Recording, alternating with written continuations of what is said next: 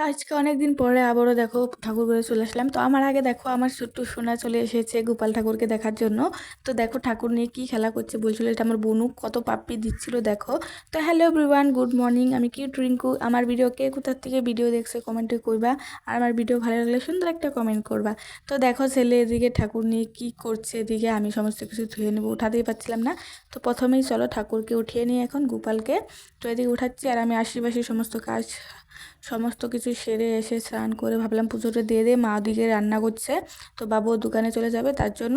তো আমার সমস্ত কাজ হয়ে গেছে, তার জন্য ভাবলাম দেখো আমার ছেলে কী করছে এদিকে। আমি তো ওকে উঠাতেই পারছিলাম না, ঘরটা লেপবো, ঝাড়ু দেবো, তারপর অনেক কথা বলে বলে ওকে উঠাচ্ছিলাম। দেখো গেঞ্জির ভিতরে দিয়ে ঠাকুরটাকে ভরে রেখেছে। এটা সত্যি কথা যে ঠাকুর বাচ্চা বলে আপনার মাঝেই ঠাকুর থাকে। তো দেখো আমার ছেলে ভাবছে ওটা খেলার বস্তু সত্য সত্য, তো সেটাই খেলার জন্য ও ভীষণই মরিয়া হয়ে উঠেছে, ওইটাতে খেলবে।